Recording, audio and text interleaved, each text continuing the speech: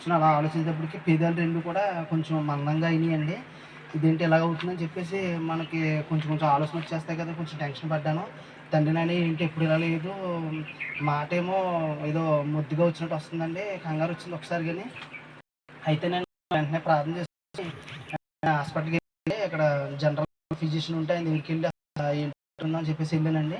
వెళ్ళిన తర్వాత ఆయనకి చూపించానండి. చూపిస్తే ఆయన మొత్తం అన్నీ చెక్ చేసి, "తమ్ముడు ఏం కాదు. కొంచెం జనరల్ వీక్‌నెస్సు, బాడీలో కొంచెం డీహైడ్రేషన్ అవ్వడం వల్ల అలా జరిగింది. ఏం కాదని" చెప్పేసి అన్నారండి. అయితే నేను చాలా భయపడ్డానండి. ఏంటి ఎప్పుడు లేదు ఇలాగా, ఇలాగ పెదాలు ఎప్పుడైతే మనకి కొంచెం తిమ్మిరిగా ఉన్నాయో కొన్ని కొన్ని ఆలోచనలొస్తాయండి. నేను చాలా టెన్షన్ పడ్డాను. ఆ తర్వాత నాకు అనిపించి మళ్ళీ ఇంటికొచ్చిన తర్వాత కూడా అయ్యగారికి ఫోన్ చేశానండి.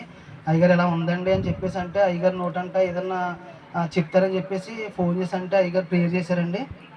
ప్రేయర్ చేసి అయ్యగారు కూడా మాట అన్నారండి. "ఏం లేదు తమ్ముడు, అసలా బ్రెయిన్‌కి సంబంధించిందయితే ఏ ఇబ్బంది లేదు. ఓన్లీ కొంచెం బాడీ డీహైడ్రేషన్ అవ్వడం వల్ల వాటర్ ఎక్కువ తాగకపోవడం వల్ల జరిగిందని" చెప్పేసి అన్నారండి. తర్వాత నేను సాక్ష్యం చెప్పుకుంటానని చెప్పేసి అనుకున్నానండి. తర్వాత ఇంకో సాక్ష్యం ఏంటంటే, నేను